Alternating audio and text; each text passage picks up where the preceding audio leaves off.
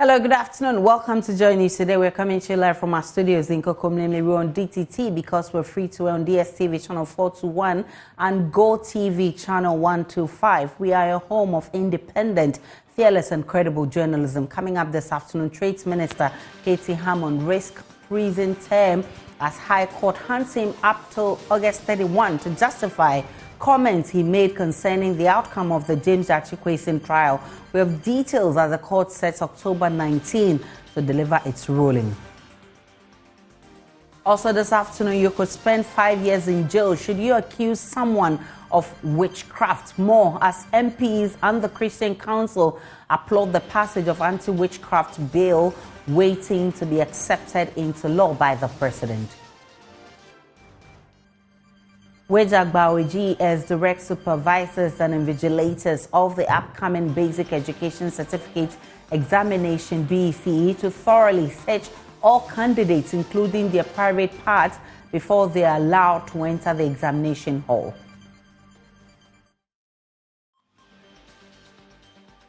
Plus, ECG clamps down on Togo meters illegally installed in some communities in the Ketu South municipality of the Volta region. How did the customers come by these meters and for how long have they been using them? The ECG will tell us.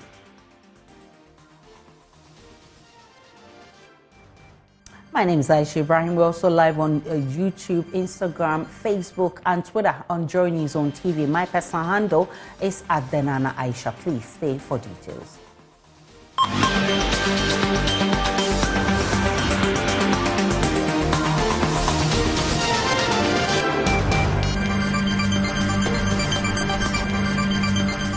Many thanks for choosing us. Trade Minister Gyakye Hammond risks prison term as he has been handed up until August 31 to justify comments he made regarding the outcome of the Gyakye Quayson trial. Lawyers for Mr. Quayson also has the same period to put across the case against the minister. They are asking the High Court to punish Mr. Hammond for saying Gyakye Quayson may as well leave Parliament since he would end up in jail. The court, presided over by Justice Mary Yanzu, has opted not to hear oral arguments but wants the lawyers to address her through written arguments, after which she will deliver her ruling. Well, Gyakye Hammond arrived in court late. Legal Affairs correspondent Joseph Akablay caught up with him few minutes after proceedings ended and had this chat with him. The NDC side, and they say that as far as they are concerned, you have committed contempt of court. And that's what they think. Yes. I mean, what do you make of that? But ultimately, it's not for them to decide. The arbiter of these matters is the presiding judge. So, no, but I was misinformed. I was told that the hearing was at 11:30. Yeah, it actually took place at 9. No, you got it wrong. Yeah. I'm told that it was sometime past 10 o'clock. So, but my lawyers were there. Yes. My understanding is that it's been adjourned to October, sometime 19. October. So first, you have appointed first to follow the processes. Oh, you know all this? Yes. Yeah, good. Okay. We questioned Amaliba on why they picked you, because a lot of Gyakye people I want to always be a target. You do know that. Good afternoon. Actually, good morning.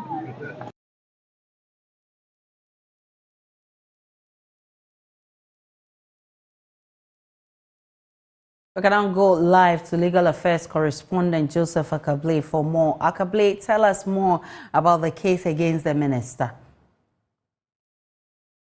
And so, Aisha, it has to do with some comments that the minister made, specifically on Oyota TV, where he talked about the fact that he drew parallels between the case that has been filed against Gyakye Quayson and compared it to the case of Adamu Sakande, to make a point that Adamu Sakande ended up in jail, and so that would be the fate that will befall Gyakye Quayson. And he had actually advised him through his colleagues in Parliament on the NDC side that it's better for them to urge him to simply leave Parliament than risk being jailed. And so, according to lawyers for Gyakye Quayson, they hold the view that those comments amount to contempt, in that it puts undue pressure on the court to arrive at that particular conclusion.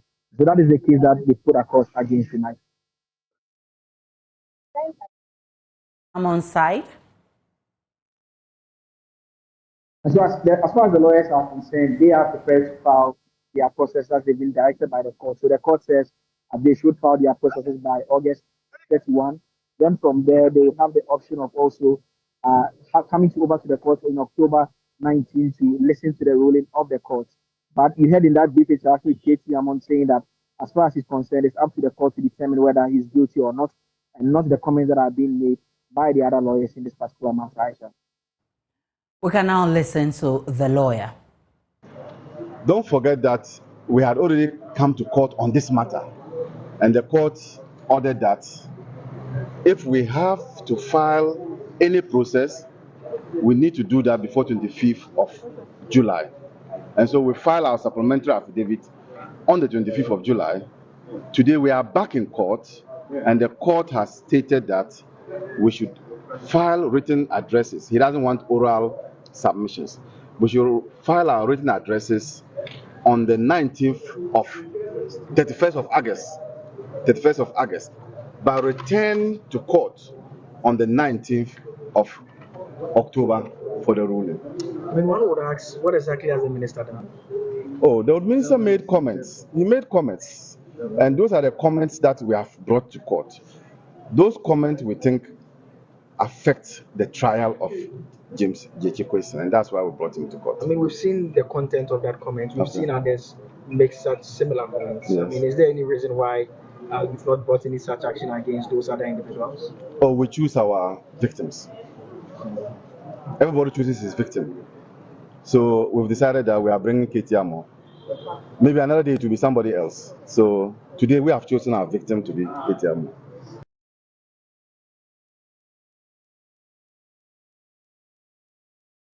So, Joseph, what should we expect next as far as this matter is concerned? So the court presided over by Justice Mary Yanzu will deliver a ruling on October 19, and that will be to answer the question of whether the comments that were made by Katie Amon amount to contempt or not. In a couple of minutes' time, the High Court will resume hearing the trial of James Gyakye Quayson. A short while ago, I saw some of his lawyers come over to the court. We have not seen James Gyakye Quayson yet, but the case was fixed for 12, and so we ran check just before we came on air, and that case is also yet to be called. So it's a criminal trial, and the business for the day is the expectation that lawyers for Mr. Quayson will complete the cross-examination of the state's first witness, Richard Statement. Joseph Akable is our legal affairs correspondent. Let's stay a bit more longer on legal matters, because accusing someone of witchcraft could land you in jail for 5 years. That's the punishment contained in the amended Criminal Offences Act on the Anti-Witchcraft Bill. Parliament passed a bill to criminalize the accusation, naming or labeling of another person as a witch on Thursday. The amendment also prohibits the practice by any person as a witch doctor or witch finder. This comes as victory for persons like 90-year-old Gyakye Quayson, who was lynched in the Savannah region in 2020 after she was accused of witchcraft. A few of such incidents have since occurred, prompting the bill. Here's a recap of how it all went down in Parliament yesterday. Speaker, yes, I move that the Criminal Offences Amendment Bill 2022 be now read the third time. I so move. Seconder. Mr. Speaker, I beg to second the motion. Motion for the Criminal Offences Amendment Bill to be read the third time. Moved and seconded. Those in favor say aye. Aye. Those against say no. The ayes have it. Honourable members. An act to amend the Criminal Offences Act 1960, Act 29, to prohibit the practice by any person as a witch doctor or a witch finder, to proscribe the declaration, accusation, naming or labeling of another person as a witch, and for related matters. Honourable members, Criminal Offences Amendment Bill 2022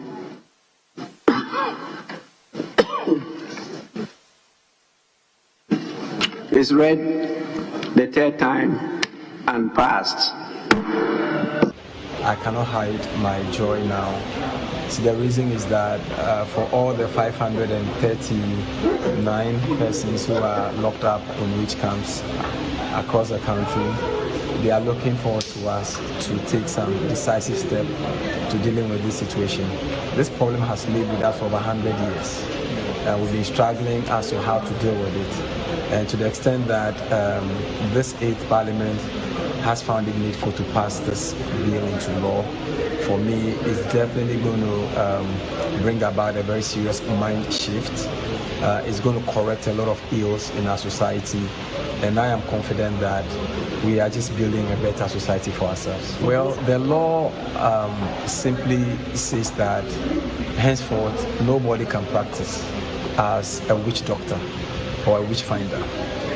And it will be also unlawful to accuse another person of witchcraft. If you are a community leader who supervises either the labeling of another person as a witch, or beating of the person, or lynching the person, as we have always been seeing, all of you will be in breach of this law. NGO working towards the welfare of alleged witches in the northern region, Song Taba, also described the bill as a great development. Lamnato Adam is the executive director. Listen.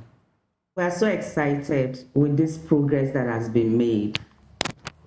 For me, I think that Parliament did well. Honorable Francis Sosu and the team did well, and our entire Parliament. I mean, we are so happy. We are glad that this has been passed. We are hoping that the President soon assents the signature, and then it makes a law. Madam Ekwe-Dente's case adds up to a lot of issues, a lot of other cases that we had here. It's very dangerous. You know, our attitude towards mob injustice is serious. Whether it's about witchcraft, whether it's about theft or any other thing, the moment people just say, this is a witch, this is a thief, you know, people do not even ask what she has done or what the person has stolen. We just pounce on the person. And so for me, I think that this is a great step, you know, to let people to stop labeling, naming, and denouncing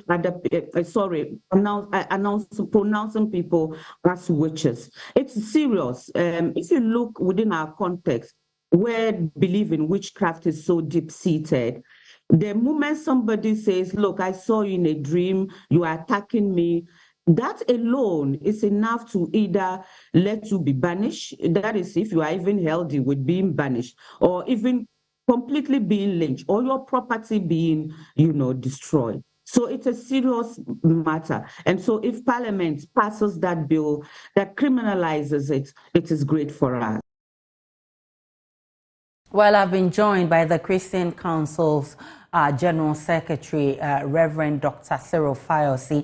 He is also an advocate for an end to this menace. Do you think the prescribed sanctions are deterrent enough to check the practice and branding of people as witches and wizards in Ghana, Doc? Good afternoon to you and to your cherished listeners and viewers. Yes, I think it's a good day for the preservation of the human rights of all of us here in Ghana, because any of us will fall prey to the accusation of witchcraft. So I think it's something that should be celebrated, and I think the experts have done their work, and I believe that the law is deterrent enough, and it should be enough to curb the menace of witchcraft accusations. I know you've had cause in the past to condemn such acts of branding people as witches and wizards, and definitely this is coming as good news to you. But one other thing we should not forget is, because we're going to be taking all these people, if we have to close the witch camps and integrate them into our societies, how do we get the people to actually accept them as, you know, one of them to live peacefully in such societies? Well, it will take a lot of education. It will take a lot of community work. It will take a lot of changing the minds of people in these communities for that to happen. But we don't necessarily have to send them directly into these communities. We can send them to what I would call halfway communities, if you like, first, and then eventually transition to their own communities after it has been totally accepted by those communities. So that is what I would say. It will take a lot of work on the side of many sectors of our society for that to happen. The role of the church. The religious traditional leaders may all have to play a role. Yes. Yeah. What's the role of the church in achieving this? The church every Sunday has an audience that they talk to. So I think it's an opportunity to educate these communities on the matter. And I believe that there are churches in all these communities. So they will do most of the education. Of course, it must be backed by the traditional leaders as well. And I believe that if we do our work right, the community will eventually come to accept the fact that these people are just like us and they must be accepted into our community. I'm grateful for your time. Reverend Sarah Fiosu is General Secretary of the Christian Council. The Ghana Education Service has directed supervisors and invigilators of the upcoming Basic Education Certificate examination to thoroughly search all candidates, including their private parts, before they are allowed to enter the examination hall. The candidates are also to be disallowed from wearing socks to the examination hall, a directive issued and signed by the Wage Agbawe Director of Education said it is part of measures to ensure free, fair and transparent conduct of the examinations. Let me share extracts of that directive with you. It's coming shortly on your screens. And it says that the BEC 2023 is scheduled for Monday 7th to Friday 11th August. Candidates are to come to the examination center with only flat open sandals without socks. Candidates who arrive after the order to start work will not be permitted to write the paper. The directive goes ahead to instruct supervisors and invigilators and says candidates whose examination results have been cancelled for resorting to dishonest means may be refused re-entry to future examination. Candidates are allowed to use only transparent blue pens. Candidates should not come to the examination hall with mobile phones, earphones, wristwatch, or any electronic devices. And it goes ahead to instruct that candidates are thoroughly searched, and including their private parts. And it says these are all measures to ensure there's free, fair examination devoid of malpractice.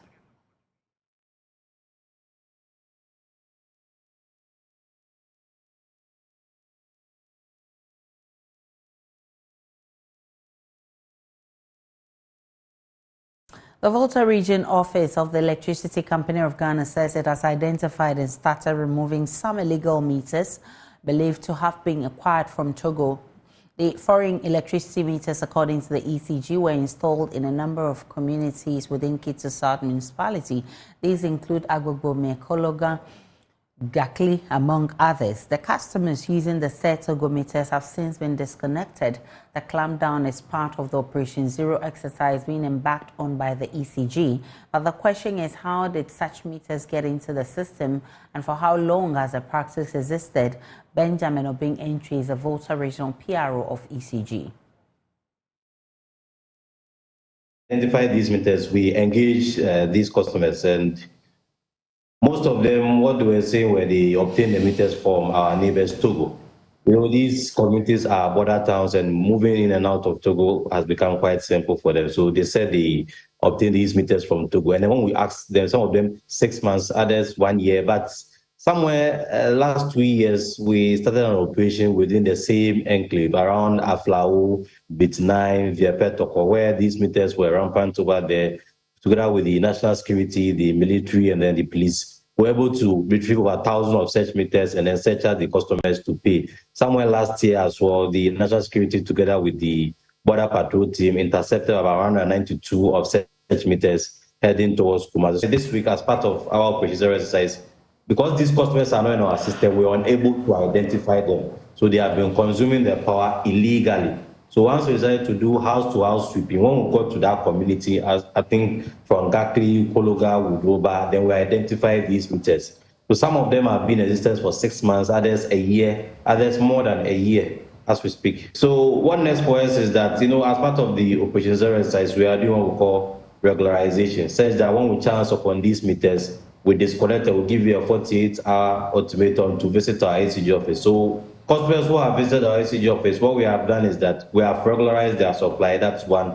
Two, we've taken consumption, we've taken note of the consumption of the meter, which we are going to bill them for them to pay the power. Then again, the meter is not going back into the system. So we are going to give them a bill to apply for a new service overall. Some of them need 1 pole, others need 2 poles. So they'll be paying for that service, because the issue over there, if you look at the network very well, you could see that the poles over there are quite thin, very lean. These poles are more like a time bomb waiting to happen. Should there be any heavy rainfall in the area, the poles are likely to come down.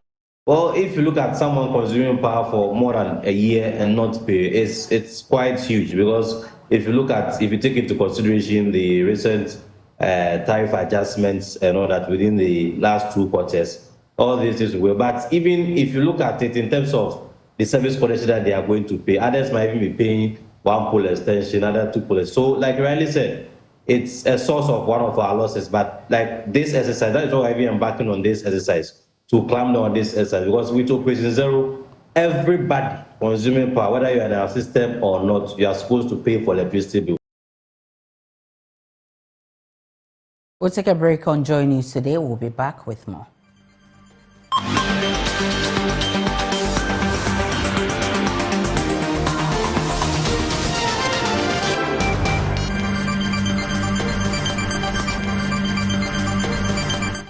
Welcome back to Joy News today. To the rest of our stories. And on August 26, a crucial Super Delegates Congress of the NPP will witness 961 delegates determining the fate of 10 aspirants, aiming to reduce the flag bearer contestants to 5 for the main Congress in November. The Ashanti region dominates with the highest number of delegates, closely followed by the Greater Accra region. The delegates consist of elected officials, founding members, and other significant figures as per the party's constitution.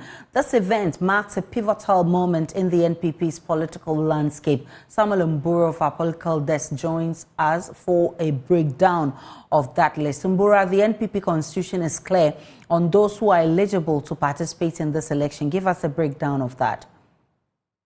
Aisha, the register has a total of 961 delegates, as you indicated, and the elections will be conducted in all 16 regions and the party's headquarters.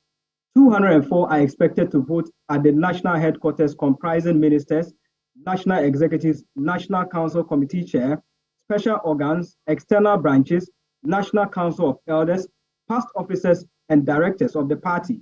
The delegates at the regional level will include regional representatives of National Council, founding members, regional executives, constituency chairmen, MPs, and regional ministers. Now, to the breakdown of the figures per region, Ashanti region leads with 119, followed by the Greater Accra region with 72, Eastern 81, Central 55, Northern region 51, Western 46, Volta region 41, Bono 38, Upper East 36, Western North 33, Bono East 33, Upper West 32, Oti region 30, Savannah 30, Northeast 30, and Ahafo region 30, making the total of 961 delegates.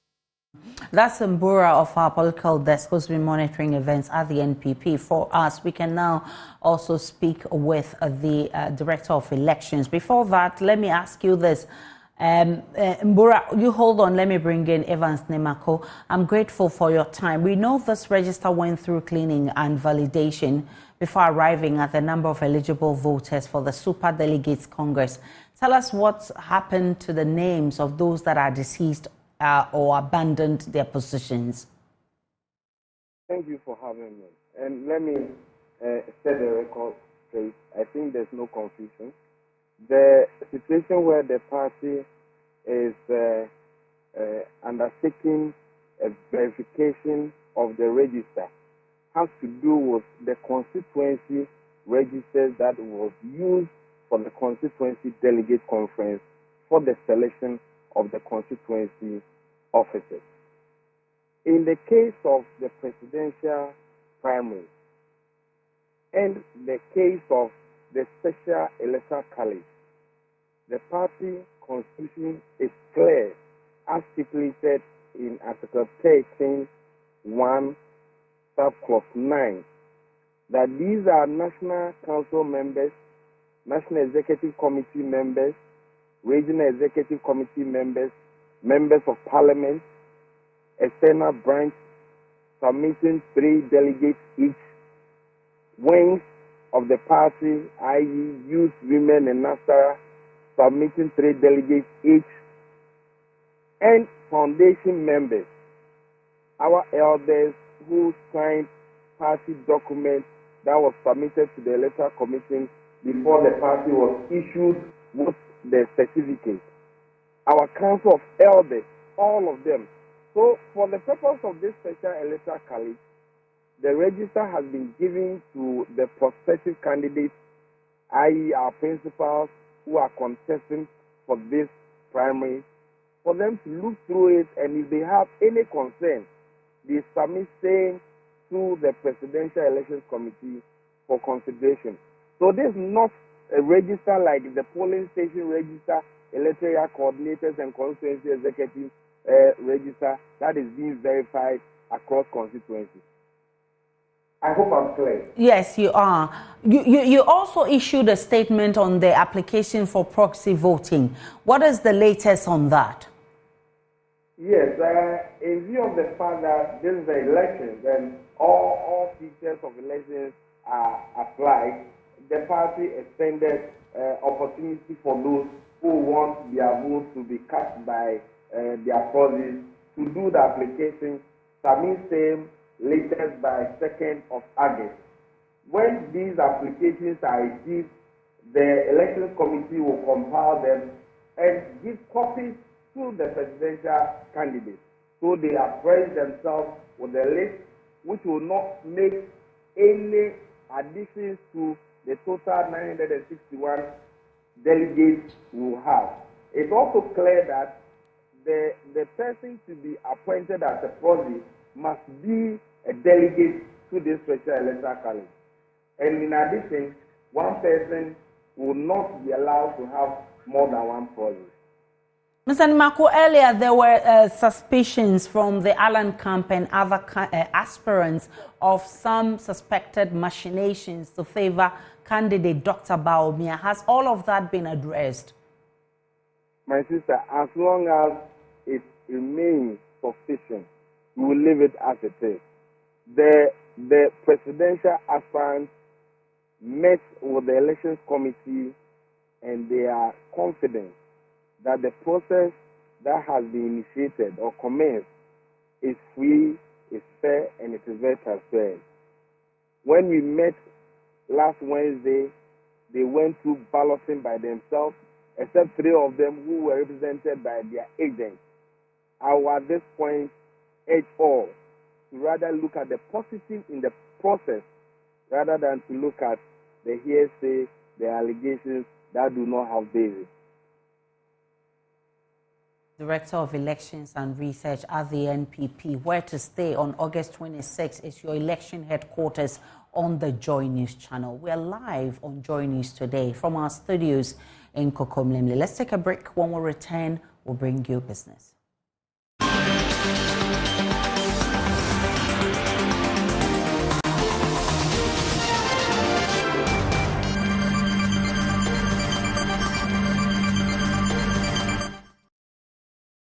Hello, good afternoon. Welcome to the business segment on Joy News today with me, Pius Kojo-Baka. Now, the Director General of the West African Monetary Institute is calling for infrastructure development in the country. We can now take a listen to him. No, capacity building, this is in all sectors. If we look at all the 46 sectors we have in all the various economies, the people lack. They don't have enough skill to be able to develop those sectors. If you look at financial area now, We are building capacity in debt market. We are building capacity in UBI, that is a unique bank identification. We are building capacities in the area of bank and non-bank initiative. We are building capacity in capital markets and domestic debt market. Because some of the stakeholders, about 2 weeks ago, we met in Ghana here, and it was capacity building, sensitization on security trading. You talk about listing, you talk about transaction, you talk about trading. And you need to build the capacity of all the stakeholders, all the relevant stakeholders, so that this exercise can go on seamlessly.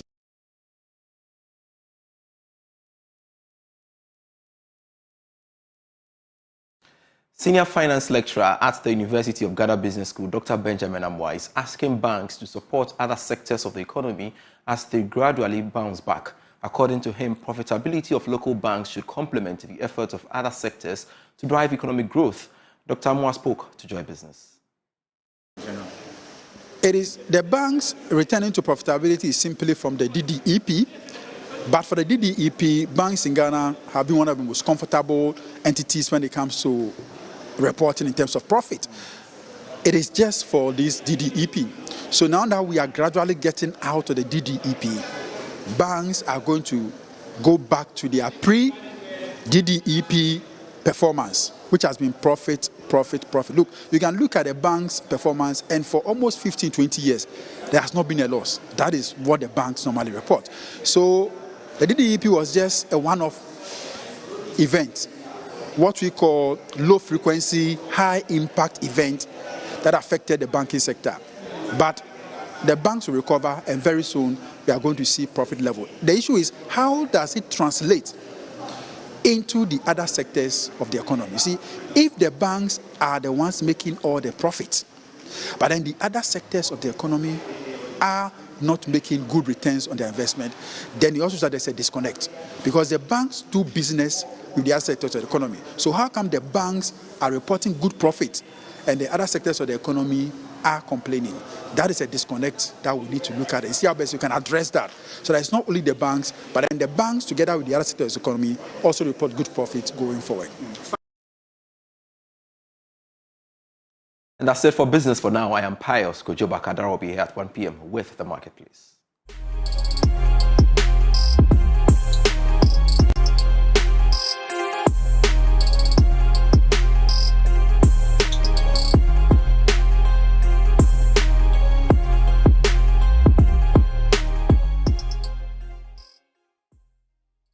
Good afternoon, welcome to Showbiz here on Joy News. Today, now musician Kiddy has revealed that he was tempted to sue bloggers who posted fake news about him, alleging he suffered from a stroke when he was battling ill health.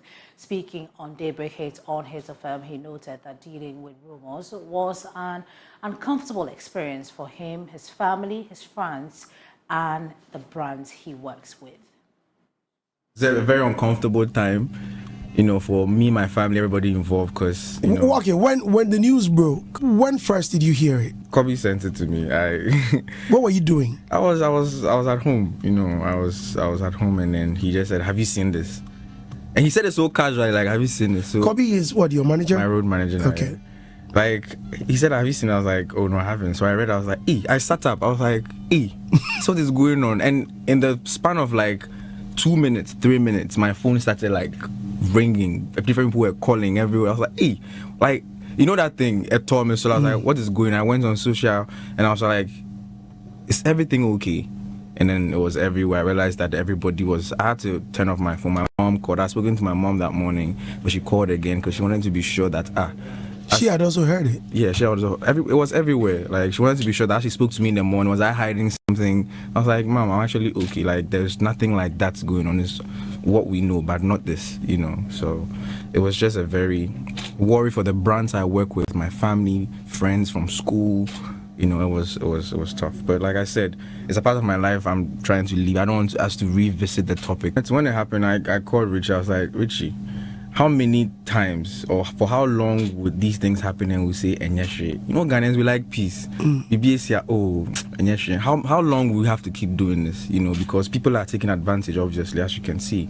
There needs to be some course of action. you know. But upon a lot of conversations and stuff, we decided to not feed our energy into it too much. Just move on from it, you know. So. But were you indisposed? Yeah. Okay. But how did people know? How do people know what? That you were indisposed? Because, we are. I mean, you are human. Everyone can get sick. No, but it came from the fact that I cancelled my North American tour, and I put out a statement that, you know, I was dealing with a few health issues, and I'll be back. You know, this is my life. I'll be back to doing music. And that post was out like 2-3 weeks before that rumor started. So I don't know who decided to go and take that statement, read that, oh, Kitty has a health issue. What could it be? Okay, it's not malaria, it's not this, it's this. Let's put it out, let's go with it, and then boom, it's everywhere. Now, one day more to the third edition of Showbiz Roundtable, which will take place this weekend at the Labadi Beach Hotel. The event will explore the dynamics of sponsorship in the creative space. On the panel will be Baba Sadiq, founder of 3 Music TV and Wonderland Fest, Lateef Abubakar, playwright and CEO of Globe Production, Regina Ofori, brand director and consummate marketer, Ivan Kwashiga, filmmaker, creative director and founder of Farmhouse Production, and Kobi Atat Bedu, procurement expert and management consultant. The keynote speakers are Klebo White, playwright, author, and Bright Lajakbo, CEO of PhD Media Ghana Limited. Guest speakers is Deputy Minister of Tourism, Arts and Culture, Honorable Mark Okreko Mante. This forum will be live on Joy 99.7 FM at 2 p.m. and hosted by Kwame Dazi. Showbiz Roundtable is brought to you by Showbiz A to Z and powered by Joy Entertainment. You don't want to miss out on this conversation tomorrow at Labadi Beach Hotel. On that note, we end Showbiz here on Joy News Today. The news continues. Independence Square end of the The Multimedia Group, through Joy Sports and Insura Sports, presents a half-year thought leadership event under the theme Fill GPL Centers, the Challenge and the Solutions. Date, Monday, July 31, 2023. Venue, Labadi Beach Hotel.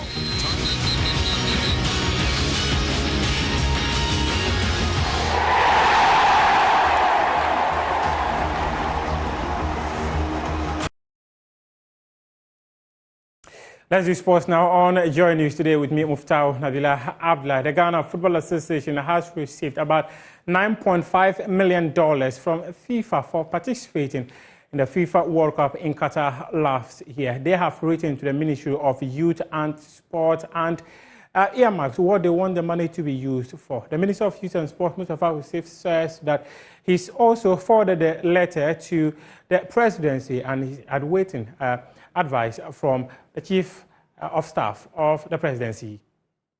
I had a conversation with the Ghana Athletic Federation led by Bawa Fuseni, and they have put in the team together, and I'm very confident that the team will go to Budapest and do us a honor again, just like they did in Oregon in the USA, where they did so well, especially the quartet team they performed splendid performance. And I have confidence that even going to Budapest, they will even do better. As a country, we are giving them all the necessary support to ensure that their participation becomes very successful. One of the things that I remember speaking to Bar was the fact that they needed to be able to camp the athletes. Have you had such a conversation? And is the ministry the FA have written and indicate to us that they've received the prize money. And I've mentioned it, that the prize money has arrived, but they have no control of how it is being utilized. They would have wished that they have all the money to invest in sports development. But we should understand that the country invested heavily in our preparation in the qualification period to be even qualified, aside that, and also the participation. So what we have requested to the Chief of Staff to give us direction, and we have given various options. Aside that, there is also precedent that we have to follow. 2006, the state took 50% of the prize money. In 2010, the state took 100% of the prize money. In 2014, the state took 50% and gave some 50% for the GFA and the ministry to use it for AFCON in 2015, and in 2020 we are yet to get approval from the presidency on how it is going to be utilized. And once we get a confirmation, we'll make it public. It's been 40 years since Ghana last won the African Cup of Nations. Legendary commentator Joe Latte Sr., who commentated on Ghana's success in all the 4 AFCON titles the country won, says that Ghana's failure to win the competition is not just disappointing, but also painful. Yes, it's painful, not disappointed alone. It's painful that we haven't. But I think, as I said, if we do a few things right, just a few things right, I think we can.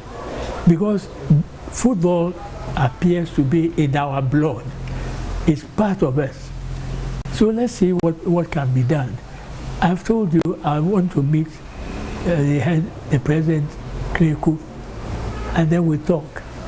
And I hope sincerely, I pray that, you know, when you are cutting the path, when it's crooked, you don't see it. It's the man sitting elsewhere who, so I hope he may take some of the things I'll tell him to heart. And Prime Take will be coming your way at 7:30 p.m. on this channel on Saturday. These are wrap-up sports here on Joy News today with me, Muftau Nabila Abdullah. Stories. Up next is Marketplace with Daryl Kwao. Do enjoy the rest of our programs.